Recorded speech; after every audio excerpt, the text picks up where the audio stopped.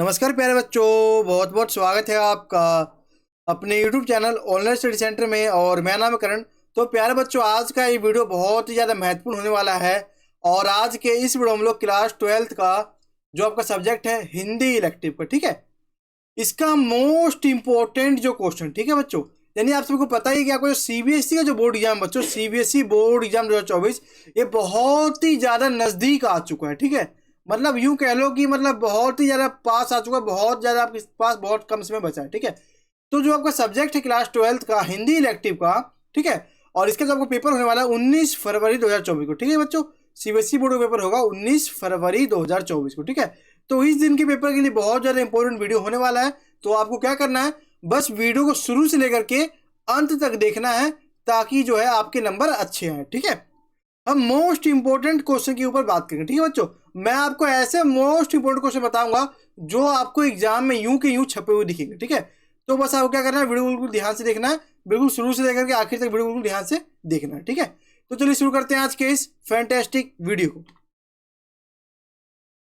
देखो बच्चों, सबसे पहला आपका प्रश्न है, देख सकते हो आपके स्क्रीन पर दिख रहा होगा। पहला प्रश्न है आपका कि मैंने भ्रमवश जीवन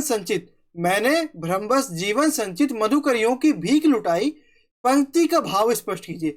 यानी बच्चों, जो आपकी पंक्ति है कि मैंने भ्रमवश जीवन संचित मधुकरियों की भीख लुटाई, तो इस पंक्ति का क्या भाव क्या है वो आपको बताना है। ठीक है, देखो ये जो पंक्ति बच्चों आपका देवसेना के गीत से लिया गया है। ठीक है, देवसेना के गीत से लिया गया है।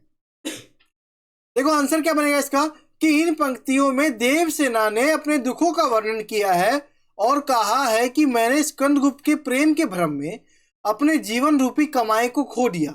अर्थात देवसेना स्कंदगुप्त से प्रेम करती थी। आप सबको पता है कि जो देवसेना थी वो स्कंदगुप्त से प्यार करती थी, लेकिन स्कंदगुप्त जो है वो विजया से प्यार करता था। ठीक है, जिस कारण देवसेना की इच्छा एक भीख के रूप में लुट गई। देखो इस पंक्ति का पूरा भाव, इसका आंसर ये बनेगा कि तो आप सबको पता है जो देवसेना थी वो स्कंदगुप्त से प्यार करती थी, लेकिन स्कंदगुप्त जो है वो विजया से प्यार करता था। तो कहीं ना कहीं देवसेना के साथ धोखा हो रहा था।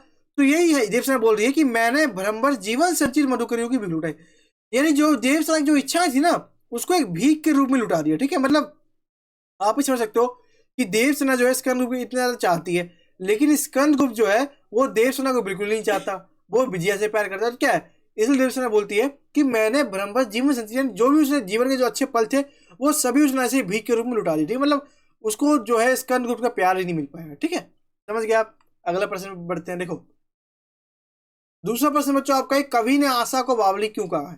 ये भी आपका देवसेना के गीत से लिया गया है। और प्रश्न आपका यह है कि कवि ने जो है वो आशा को बावली क्यों कहा है। ठीक है, देखो आंसर इसका क्या होगा कि कवि ने आशा को बावली इसलिए कहा है, कवि ने आशा को बावली इसलिए कहा है क्योंकि जब मनुष्य प्रेम में किसी के प्रति आशा रखता है, तब उसका प्रेमी उसे धोखा दे देता है, तब मनुष्य को बहुत ज्यादा बुरा लगता है। ठीक है, इसमें कवि ने बताया है कि जब मनुष्य प्रेम में किसी के प्रति आशा रखता है और जब उसका प्रेमी उसको धोखा दे देता है, तो जो मनुष्य है उसको बहुत ज्यादा बुरा लगता है। ठीक इसी प्रकार देवसेना ने स्कंदगुप्त के प्रति प्रेम की आशा रखी थी। आप सभी को पता है कि देवसेना है वो जो है स्कंदगुप्त का प्यार पाना चाहती थी। और जब स्कंदगुप्त ने उसके, और जो स्कंदगुप्त था, जब स्कंदगुप्त ने उसके प्रेम को ठुकरा दिया, यानी जब स्कंदगुप्त ने उसके प्रेम प्रस्ताव को ठुकरा दिया, तब देवसेना को बहुत ज्यादा बुरा लगा। ठीक है, इसलिए कवि ने आशा को बावली कहा। आपको पता है मान लो कोई इंसान बावला हो जाता है तो वो क्या है, मतलब बिना किसी सोच समझे काम कर लेता है। ठीक उसी प्रकार कवि ने बताया जो प्रेम होता है, जो प्यार होता है, उसमें जब प्रेमी किसी के प्रति आशा रखता है ना, तो वो आशा रखे ही रहता है। ठीक है, मतलब उसकी आशा अगर पूरी नहीं होती है तो कहीं ना कहीं वो अपनी आशा को बावली बताता है। ठीक है, तीसरा प्रश्न बच्चों आपका है कि कॉर्नेलिया का गीत कविता में कवि ने भारत की किन विशेषताओं की ओर संकेत किया। जो आपका कॉर्नेलिया का गीत है बच्चों, इस गीत में जो है कविता, जो आपका कविता है, इसमें जो है ना कवि ने भारत की किन विशेषताओं का वर्णन किया। आपको पता है जो कॉर्नेलिया का गीत है, इसमें जो है भारत देश की जो है सुंदरता या भारत देश की जो विशेषता है उनका वर्णन किया गया है। तो कौन कौन सी विशेषताओं का वर्णन किया गया है कॉर्नेलिया का गीत में, वो आपको बताना है। ठीक है, देखो आंसर आपका इस प्रकार से लिखोगे कि कवि ने भारत की निम्नलिखित विशेषताओं का वर्णन किया है। पहला आपका क्या कि भारत पर सूर्य की किरण सबसे पहले पहुंचती है। आप सबको पता है कि जो भारत देश है यहाँ पर सूर्य की जो किरण है वो सबसे पहले पहुंचती है। यहाँ का प्राकृतिक सौंदर्य बहुत ज्यादा अद्भुत है। ठीक है, यहाँ पर अनजान व्यक्ति को भी सहारा मिलता है, मतलब यहाँ के लोग बहुत ज्यादा दयालु होते हैं अनजान लोगों को भी सहारा दे देते हैं, ठीक है। और यहाँ के लोग दया और करुणा से भरे होते हैं, मतलब यहाँ के लोग बहुत ज्यादा दयालु होते हैं, ठीक है। और भारत की संस्कृति महान है। आप सभी को पता है भारत देश टिका हुआ है तो भारत देश की संस्कृति पर ही टिका हुआ है, ठीक है। नहीं, भारत की संस्कृति है बहुत ज्यादा महान है। तो ये सब विशेषता कभी नहीं बताई थी, ठीक है। बच्चों में आपको जो है ना बहुत ही ज्यादा मोस्ट इंपॉर्टेंट क्वेश्चन बता रहा हूं जो आपके बोर्ड एग्जाम में 100% रिपीट होंगे। तो आप बस वीडियो ध्यान से देखते रहे, बहुत ही ज्यादा इंफॉर्मेटिव वीडियो आपके लिए होने वाला है, ठीक है। देखो आपको चौथा प्रश्न है कि यह दीप अकेला पर इसको भी पंक्ति को दे दो। यह दीप अकेला पर इसको भी पंक्ति को दे दो के आधार पर व्यष्टि का समष्टि से विलय क्यों और कैसे संभव है, ये आपको बताना है, ठीक है। ये बच्चों आपका प्रश्न है, ठीक है। इसका आंसर क्या है, देखो देखो पहले आप प्रश्न समझो। प्रश्न क्या बोल रहा है कि यह दीप अकेला पर इसको भी पंक्ति को दे दो के आधार पर व्यष्टि का समष्टि से विलय क्यों और कैसे संभव है। यानी इसमें बताया गया कि जैसे मान लो कोई एक अकेला व्यक्ति जो अपना काम, मतलब एक अकेला व्यक्ति समाज का विकास नहीं कर सकता, पूरा मतलब व्यक्ति जो सब आपस में जुड़ के कार्य करेगा तो समाज का विकास होगा। व्यष्टि का मतलब बच्चों यहाँ पे है व्यक्ति से और समष्टि का मतलब है समाज से, ठीक है। तो यहाँ पे ये आपको बताना है कि ये दीप अकेला पर इसके पंक्ति को दे दो के आधार पर व्यष्टि का समष्टि से विलय यानी जुड़ाव क्यों और कैसे संभव, मतलब इसका जुड़ाव क्यों, व्यक्ति और समाज से जुड़ना क्या महत्वपूर्ण है और महत्वपूर्ण है तो कैसे इसको हम संभव बना सकते हैं, ठीक है। वो आपको बताना। देखो व्यक्ति का समष्टि से विलय इसलिए होना चाहिए। अब व्यक्ति का समष्टि यानी व्यक्ति का समाज से, समष्टि मतलब समाज, व्यक्ति का समाज से विलय नहीं मिलना, मतलब व्यक्ति समाज से इसलिए मिलना चाहिए क्योंकि जिस प्रकार एक दीपक ज्यादा उजाला नहीं करता, आप सभी को पता है यदि आप एक दिए को जलाओगे तो ज्यादा उजाला नहीं करेगा, यदि आप 1000 दिए जलाओगे तो बहुत ज्यादा उजाला करेगा, ठीक है, उजाला नहीं करता। ठीक उसी प्रकार एक अकेला व्यक्ति अपना खुद का विकास नहीं कर सकता। जिस प्रकार एक दीपक से ज्यादा उजाला नहीं होता तो ठीक उसी प्रकार एक अकेला व्यक्ति अपना खुद का विकास नहीं कर सकता। और यदि वह व्यक्ति समष्टि अर्थात समाज से जुड़कर कोई कार्य करेगा, मतलब समाज से जुड़कर कोई कार्य करेगा तो व्यक्ति का भी विकास होगा और समाज का भी विकास होगा, ठीक है। जिस प्रकार हम एक साथ लाखों दीपक जलाएं तो उजाला ज्यादा होगा, आपसे पता है। यदि हम एक साथ 1 लाख दीपक जलाएंगे तो उजाला बहुत ज्यादा होगा, ठीक है। और व्यक्ति का समष्टि से विलय संभव भी है। अब ये जो व्यक्ति का समष्टि से जो विलय है ये संभव भी है। अब क्यों, देखो मतलब व्यक्ति और व्यक्ति जो समाज से जुड़ के जो है अपना विकास भी कर सकता है और समाज का विकास भी कर सकता है, क्योंकि व्यक्ति जो कार्य करेगा या फिर उसके अंदर जो भी गुण है वह अपने गुण को समाज में बांटेगा तो समाज का भी विकास होगा और व्यक्ति का भी विकास होगा, ठीक है। यानी देखो इसमें आपको ये बताया गया, देखो व्यक्ति का समष्टि से विलय संभव है, आपसे पता चल गया क्योंकि व्यक्ति जुड़ेगा समाज से तो भी कार्य होगा, ठीक है। यदि जैसे मान लो 1 दीपक जलाएंगे तो ज्यादा उजाला नहीं होगा, यदि 1 लाख दीपक जलाएंगे तो ज्यादा उजाला होगा। ये आपको एक उदाहरण के माध्यम से बताया गया है कि यदि आप 1 दीपक जलाते हो ज्यादा उजाला नहीं होगा, लेकिन यदि आप 1 लाख दीपक जलाओगे ज्यादा उजाला होगा। यानी एक अकेला व्यक्ति जो है वो अपना विकास भी नहीं कर सकता और समाज का विकास भी नहीं कर सकता। तो व्यक्ति को क्या है कि समाज के साथ जुड़ना पड़ेगा ताकि व्यक्ति का विकास भी हो सके और पूरे समाज का विकास भी हो सके, ठीक है। समझ गया आप, ये बताया गया। और व्यक्ति का समाज से जो है जुड़ना बहुत ज्यादा विलय जो संभव है, ठीक है। और संभव पता है कैसे बच्चों, देखो संभव सीधा सा अर्थ ये संभव से, देखो संभव इसलिए है, देखो व्यक्ति जो भी कार्य कर रहा है ना उस कार्य को समाज में बांटेगा। जैसे मान लो कोई बच्चा, कोई व्यक्ति टीचर है तो वो बच्चों को पढ़ाएगा, जिससे क्या है कि टीचर का भी विकास होगा, उसको सैलरी मिलेगी और बच्चे को ज्ञान मिलेगा, ठीक है। मतलब जो भी व्यक्ति के पास गुण है वो उसको समाज में बांटना चाहिए ताकि व्यक्ति का विकास भी हो और समाज का भी विकास हो सके, ठीक है। अब 5वां प्रश्न है कि खाली कटोरों में बसंत का उतरना पंक्ति का भाव स्पष्ट कीजिए। यानी खाली कटोरे में जब बसंत का उतरना इस पंक्ति का क्या भाव है, ठीक है। देखो खाली कटोरे में बसंत का उतरना से हमारा आशय है कि भिखारी को भीख मिलने लगी है। देखो आप सबको पता है जब बसंत का महीना आता है तो बनारस में बहुत सारे जो श्रद्धालु है वो आते हैं। अब बनारस में बहुत सारे भिखारी भी होते हैं। तो क्या होता है जब उनकी जो मतलब कटोरी खाली होती है, जब मतलब अंधीने में तो कोई आता नहीं, मतलब ऐसे को अंधीना में तो कोई आता नहीं है, बसंत का महीना होता है उस समय ज्यादा लोग आते हैं, तो लोग आएंगे दान पुण्य भी करेंगे। तो यही कहा आगे जब खाली कटोरे में बसंत का उतरना, नहीं कटोरे खाली थे पूरे साल से, लेकिन जैसे ही बसंत आया वैसे ही बनारस में लोग आ गए और लोग आए तो उन्होंने कुछ दान पुण्य भी किया जिससे भिखारी का जो कटोरा है वो भी भर उठा, ठीक है। यानी खाली कटोरों में बसंत का उतरना से हमारा आशय है कि भिखारी को भीख मिलने लग गई है, ठीक है। जब लोग बनारस आते हैं तो वह कुछ ना कुछ भिखारी को दान देते हैं। जब लोग बनारस में आते हैं तो वो भिखारी को कुछ ना कुछ दान देते हैं, इसलिए कहा गया है कि जब बसंत आता है तो भिखारी की कटोरे भी भर जाते हैं। जब बसंत का महीना आता है तो लोग आते हैं, और लोग आएंगे तो भिखारी को भीख मिलेगी और भिखारी का कटोरा भी भर जाएगा। ठीक है। छठा प्रश्न बच्चों आपका है कि हारहु खेल जितावहि मोहि, भरत की इस कथन का क्या अर्थ है। देखो, भरत ने एक कथन कहा था पूरे सभा में कि हारहु खेल जितावहि मोहि, भरत के इस कथन का क्या अर्थ है।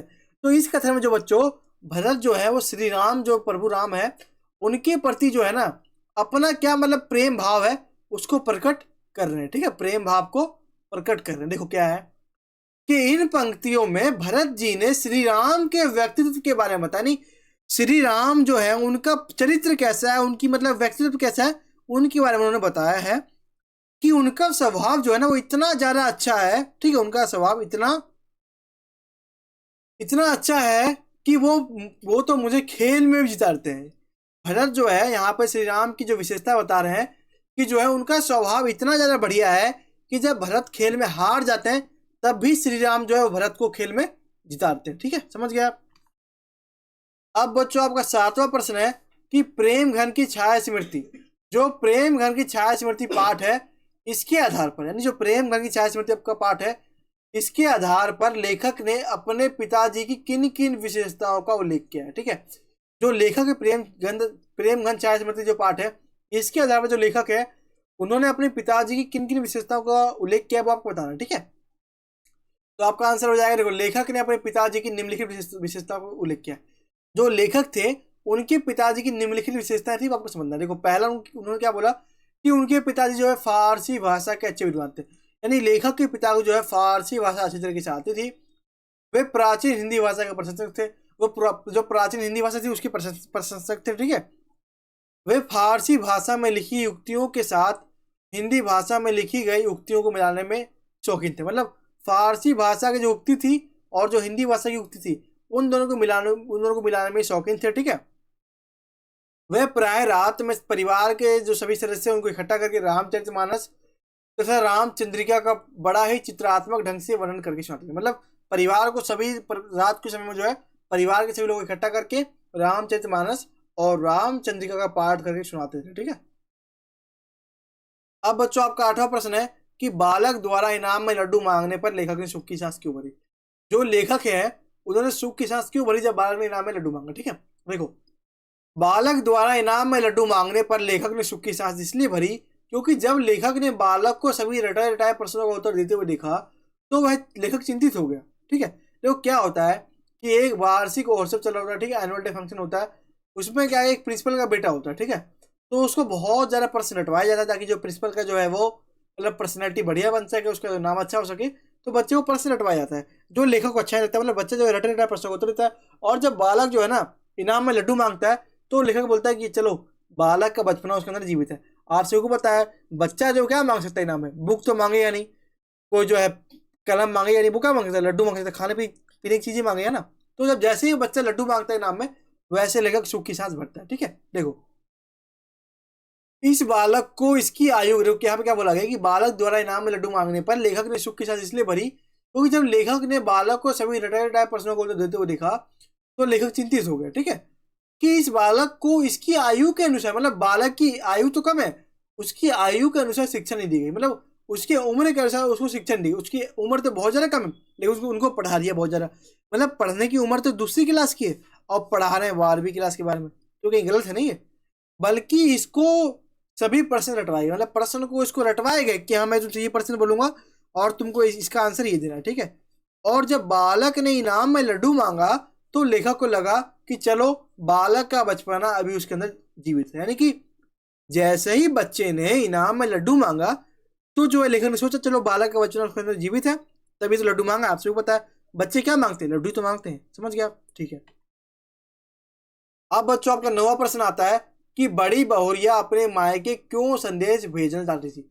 जो बड़ी बहुरिया है वो अपने मायके में संदेश क्यों भेजना चाहती थी ये आपको बताना है। ठीक है, देखो आंसर आपका हो जाएगा कि बड़ी बहुरिया की हालात, ठीक है, बड़ी बहुरिया की जो हालत थी वह बहुत ज़्यादा खराब थी। जो बड़ी बहुरिया थी उसकी हालत बहुत ज़्यादा खराब थी, इसलिए बड़ी बहुरिया जो है अपने मायके संदेश भेजना चाहती थी कि वह इतनी ज़्यादा खराब हालत में नहीं रह पाएगी, और जो है वो अपने मायके वाले को जो है अपना ये संदेश बताकर ये कहना चाहती थी कि उसको उसके मायके वाले यहाँ से ले जाए। मतलब बड़ी बहुरिया की हालत बहुत ज़्यादा खराब थी, इसलिए जो है अपने मायके संदेश भेजना चाहती थी ताकि जो है उसके मायके वाले आए और बड़ी बहुरिया को उसके मायके ले जाए। ठीक है। 10वां प्रश्न बच्चों आपका है कि शेर के मुंह और रोजगार के दफ्तर के बीच क्या अंतर है। यानी जो शेर का मुंह होता है बच्चों और जो रोजगार का दफ्तर होता है, इन दोनों के बीच क्या अंतर है ये आपको बताना है। ठीक है। देखो, शेर का मुंह जो है वो भयानकता का प्रतीक है, आप सबको पता है। मतलब शेर का मुंह क्या है? भयानकता नहीं, डेंजरस, डेंजर है ना। तो शेर का मुंह क्या है? भयानकता का प्रतीक है। जबकि रोजगार का दफ्तर नौकरी देने का स्थान है।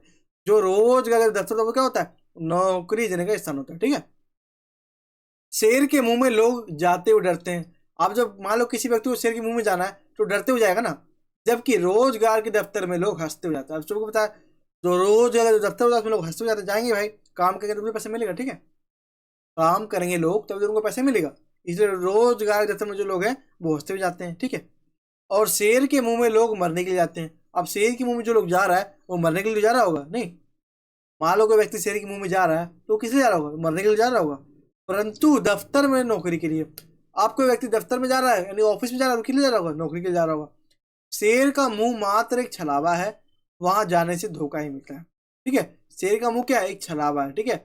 आपने ये पढ़ा होगा, ये जो आपका लघु निबंध है आपने पढ़ा होगा तो आपको पता होगा इस प्रकार शेर जो दूसरों को लालच देता है कि मेरे यहाँ पे घास का मैदान है, रोजगार का दफ्तर है। ठीक है। मतलब कहने की शेर का जो मुंह जो है वो छलावा का प्रतीक है। ठीक है। मतलब शेर का मुंह मात्र एक छलावा है, मतलब एक मतलब ठगने का तरीका है। ठीक है। मतलब गलत गलत लालच देते हैं कि यहाँ पे ये मिलेगा वो मिलेगा, लेकिन वास्तविकता में ऐसा कुछ नहीं होता। ठीक है। अब बच्चों आपका 11वां प्रश्न आता है कि कुटज को गाढ़े का साथी क्यों कहा गया। जो कुटज है इसको गाढ़े का साथी क्यों कहा गया ये आपको बताना। ठीक है। देखो, कुटज को गाढ़े का साथी कहा गया। ठीक है। क्योंकि कुटज कठिनाई के समय में काम आया। कुटज जो है कठिनाई के समय में काम आया था, इसलिए कुटज को गाढ़े का साथी कहा गया। अब कौन सी कठिनाई थी और कैसे काम आया वो हम समझते हैं। ठीक है। देखो, कालिदास जब रामगिरी पर्वत पर पहुंचे, जो कालिदास थे जब वह रामगिरी पर्वत पर पहुंचे तब उन्होंने इसी कुटज के फूल का अर्घ्य देकर, जो कालिदास थे जब रामगिरी पर्वत पर पहुंचे तब उन्होंने जो है इसी कुटज के फूल का अर्घ्य देकर मेघ की अभ्यर्थना की थी। उस समय उन्हें कोई और फूल नहीं मिला था। उस समय उन्हें कोई और फूल ही नहीं मिला था, तब कुटज के फूल ने उन्हें सहारा दिया था, इसलिए कुटज के फूल को हम गाढ़े के साथी कहते हैं। यानी जब मुश्किल परिस्थिति थी, जब कोई भी फूल नहीं था, जब कालिदास को जब रामगिरी पर्वत पर पहुंचे, जब कालिदास जो थे वो रामगिरी पर्वत पर जब पहुंचे तो उन्हें जो है जो मेघनाथ की अभ्यर्थना करनी थी। ठीक है। तो उन्हें जो अर्घ्य देना था, ठीक है, अर्घ्य देना था, तो अर्घ्य देने के लिए जो है कोई भी फूल नहीं था। ठीक है। तो उस समय जो है कुटज का फूल काम आया, यानी जो कठिन परिस्थिति थी उसमें कुटज का फूल काम आया, इसलिए कुटज को जो है गाढ़े के साथी कहा गया। ठीक है। अब बच्चों आपका 12वां प्रश्न है कि भैरव ने सूरदास की झोपड़ी क्यों जलाई। आप सभी को पता है जो सूरदास होती है उसकी झोपड़ी कौन जलाता है? तो भैरव। तो भैरव ने सूरदास की झोपड़ी क्यों जलाई, इसका क्या रीजन है आपको बताना। ठीक है। देखो, भैरव जब सुहागी को मारता था, जब भैरव जो है जब सुहागी को मारपीट करता था, उससे लड़ाई करता था, उसको जो मारता पीटता था, तब सुभागी जो है भैरव की मार से बचने के लिए सुभागी जो है वो अपने पति भैरव की मार से बचने के लिए सूरदास की झोपड़ी में चली जाती थी। जब भैरव जो है वो सुभागी को मारता था तो सुभागी जो है सुभागी जो है भैरव की मार से बचने के लिए सूरदास की झोपड़ी में चली जाती थी। यह भैरव को अच्छा नहीं लगा। अब भैरव ने देखा कि मेरी पत्नी जो ये सूरदास की झोपड़ी में क्यों जा रही है, तो भैरव को ये अच्छा नहीं लगा और भैरव के अंदर बदले की भावना जाग उठी। और भैरव जो है ना उसके अंदर बदले की भावना जाग उठी और उठी। ठीक है। मतलब भैरव के अंदर जो है बदले की भावना जाग उठी और भैरव ने ये ठान लिया कि वह सूरदास से बदला जरूर लेगा, और भैरव ने ये ठान लिया कि वो सूरदास से बदला लेकर रहेगा। ठीक है। इसलिए भैरव ने अपना बदला लेने के लिए सूरदास की झोपड़ी में आग लगा दी। ठीक है। मतलब देखो, सीधा सा अर्थ क्या है कि जो भैरव है, भैरव अपनी पत्नी सुभागी को मारता था और सुभागी जो है भैरव की मार से बचने के लिए सूरदास की झोपड़ी में चली जाती थी। ये जो है भैरव को अच्छा नहीं लगा। भैरव ने सोचा कि मेरी पत्नी उसके सूरदास की झोपड़ी में क्यों जा रही है। तो भैरव के अंदर एक कहने गुस्सा का भाव आ गया, जो है कहते तो उसके अंदर जो है बदले लेने की जो भावना होती है ना, बदले लेने की भावना, उसके अंदर बदले लेने की भावना आ गई और उसने ठान लिया कि वो सूरदास की जो है सूरदास से बदला लेगा और उसने बदला लेने के लिए जो है सूरदास की झोपड़ी में आग लगा दी। ठीक है, अब बच्चों आपका 13वां प्रश्न है कि यह फूस की राख न थी, उसकी अभिलाषाओं की राख थी, पंक्ति का भाव स्पष्ट कीजिए। ठीक है, ये फूस की राख न थी बल्कि उसकी अभिलाषाओं की राख थी, तो इस पंक्ति का क्या भाव है, मतलब इस पंक्ति मतलब पंक्ति क्या कहना चाहती है वो आपको बताना है। देखो, सूरदास की 3 अभिलाषाएं थी। आपने इससे पहले प्रश्न में पढ़ा कि सूरदास की झोपड़ी जो है भैरव जलाते हैं, तो सूरदास की 3 अभिलाषाएं थी। कौन कौन सी थी? तो पहला उनका था पितरों का पिंडदान, दूसरा था गांव वालों के लिए कुएं का निर्माण कराना और तीसरा था मिठुआ की शादी। ठीक है, सूरदास ने इन 3 अभिलाषाओं को पूरा करने के लिए भीख मांगकर पैसे जमा करते। सूरदास ने जो है इन तीनों अभिलाषाओं को पूरा करने के लिए जो भीख मांगकर पैसे जमा करे थे, और जब भैरव सूरदास की झोपड़ी में आग लगा देता है तो सूरदास को उसकी झोपड़ी के साथ साथ उसकी जमा पूंजी भी जलती हुई प्रतीत होती है। मतलब जब झोपड़ी में आग लग गया तो उसकी जो जमा पूंजी है वो भी जलती उसको प्रतीत होती है। इसलिए सूरदास ने कहा है कि यह फूस की राख ना थी, फूस की राख नहीं थी बल्कि उसकी अभिलाषाओं की राख थी। मतलब ये झोपड़ी जली गई, फूस की, देखो झोपड़ी जो थी वो फूस की थी। ठीक है, फूस की झोपड़ी बनी हुई थी तो फूस जल रहा था। ठीक है, झोपड़ी पूरी जल रही थी तो फूस की राख थी। मतलब सूरदास ने बोला कि फूस की राख नहीं थी बल्कि उसके अभिलाषाओं की राख थी। मतलब उसके जो 3 अभिलाषाएं थे वो भी इस आग के साथ जलते हुए प्रतीत हो रहे थे। मतलब अब जब पैसे ही नहीं रहेंगे तो अभिलाषाएं पूरी कैसे होंगी, इसका अर्थ ही है। ठीक है, मतलब पैसे नहीं थे, पैसे नहीं थे तो जो है उनकी अभिलाषाएं पूरी कैसे होगी। ठीक है, पैसे जो थे वो किसने चुराए थे, आप सबको पता है किसने? तो भैरव ने जो है झोपड़ी में आग लगाने से पहले जो है सूरदास की पैसों से भरी पोटली को चुरा लिया। किसने? तो भैरव ने। ठीक है, मतलब भैरव ने पैसा निकाल लिया, झोपड़ी में आग लगा दिया, तो सूरदास को जो है ये पूरी जो ये फूस की राख थी वो उनकी मतलब पूरी अभिलाषाओं की राख थी। मतलब उनकी अभिलाषा भी इस राख के साथ समाप्त हो गई। मतलब वो जो है अपनी जो अभिलाषा भी पूरी नहीं कर पाएंगे। ठीक है, ये हो जाएगा। 14वां प्रश्न बच्चों आपका है कि विश्वनाथ पर क्या अत्याचार हो गया। ठीक है, जो विश्वनाथ थे उन पर क्या अत्याचार हो गया। देखो, विश्वनाथ अभी माँ का दूध पीता था। जो विश्वनाथ थे वो अपने माता का दूध पीते ही थे कि उनके छोटे भाई का जन्म हो गया। उनके छोटे भाई का जन्म हो गया, माँ के दूध पर छोटे भाई का अधिकार हो। जाहिर सी बात है, मान लो किसी माता का एक बेटा है और उसके मतलब उसके फिर दूसरे छोटे भाई का जन्म हो गया, तो माँ का जो दूध है उस पर ज्यादा अधिकार जो छोटे भाई का हो जाएगा। ठीक है, यानी माँ के दूध पर छोटे भाई का अधिकार हो गया। विश्वनाथ का दूध छूट गया, विश्वनाथ का जो दूध था वो छूट गया और विश्वनाथ को उनके 3 साल होने तक, ठीक है, विश्वनाथ को उनके 3 साल होने तक पड़ोस की करेसिन दाई ने पाला। ठीक है, विश्वनाथ को यानी जो विश्वनाथ का छोटा वाला भाई था उसके 3 साल तक होने तक जो है विश्वनाथ को किसने पाला? तो उसकी पड़ोस की कसेरिन दाई ने पाला था। ठीक है, यानी माँ का स्थान दाई ने ले लिया। ये विश्वनाथ पर अत्याचार हुआ। देखो विश्वनाथ पर क्या अत्याचार हुआ? पहला अत्याचार क्या हुआ कि उसका दूध छूट गया उसकी माता का। ठीक है, मतलब उसके छोटे भाई का जन्म हो गया तो उसका दूध छूट गया। और दूसरा अत्याचार क्या था? उसको जो है विश्वनाथ को 3 साल तक जो उसकी पड़ोस की कसेरिन दाई ने पाला। ये अत्याचार हो गया, यानी माँ का स्थान दाई ने ले लिया। ये विश्वनाथ पर अत्याचार हो गया। ठीक है, अब बच्चों आपका 15वां प्रश्न है कि लेखक को क्यों लगता है कि हम जिसे विकास की औद्योगिक सभ्यता कहते हैं। ठीक है, तो प्रश्न क्या है कि लेखक को क्यों लगता है कि हम जिसे विकास की औद्योगिक सभ्यता कहते हैं वह वास्तव में उजाड़ की अपसभ्यता है। मतलब लेखक ये बोलते हैं कि जिसे हम विकास की सभ्यता कहते हैं वास्तव में वो उजाड़ की सभ्यता है। उस विकास के नाम पर समाज की संस्कृति को छेड़ा जा रहा है, समाज का दुरुपयोग हो रहा है, समाज में पॉल्यूशन बढ़ रहा है, समाज में बीमारियां फैल रही है, वो लेखक बता रहे हैं। ठीक है, देखो आंसर क्या है कि लेखक ने ऐसा इसलिए कहा है क्योंकि जिससे हम विकास की औद्योगिक सभ्यता, जिसे मनुष्य जो है विकास की औद्योगिक सभ्यता कहता है, इस औद्योगिक सभ्यता के कारण ही आज पर्यावरण प्रदूषण, आप सभी को पता है इतने ज्यादा उद्योग बढ़ गए हैं तो उससे क्या होता है? पर्यावरण प्रदूषित हो रहा है, जल की कमी हो रही है, नदियों का पानी खराब हो रहा है, प्राकृतिक संसाधनों का विनाश हो रहा है, यह सब हो रहा है। ठीक है, मतलब पर्यावरण को नुकसान पहुंच रहा है, जल प्रदूषण हो रहा है, आपका जल की कमी हो रही है, नदियों का पानी खराब हो रहा है, प्राकृतिक संसाधनों का विनाश हो रहा है। ठीक है, जिससे समाज की सभ्यता उजड़ रही है। समाज की जो एक सभ्यता थी वो उजड़ रही है। ठीक है, विकास नहीं हो रहा, समाज की सभ्यता उजड़ रही है। ठीक है, इसलिए लेखक ने इसे उजाड़ की सभ्यता कहा है। इसलिए जो लेखक है उन्होंने इसे उजाड़ की अपसभ्यता कहा, यानी विकास की सभ्यता नहीं है। इस विकास की सभ्यता के नाम पर समाज में जो है प्रदूषण हो रहा है, जल की कमी हो रही है, नदी का पानी जो है खराब हो रहा है। मतलब कुल मिलाकर बात यहाँ पे ये हो रही है कि लेखक ये बता रहे हैं कि जिसे हम विकास की सभ्यता कहते हैं वो वास्तव में उजाड़ की सभ्यता है।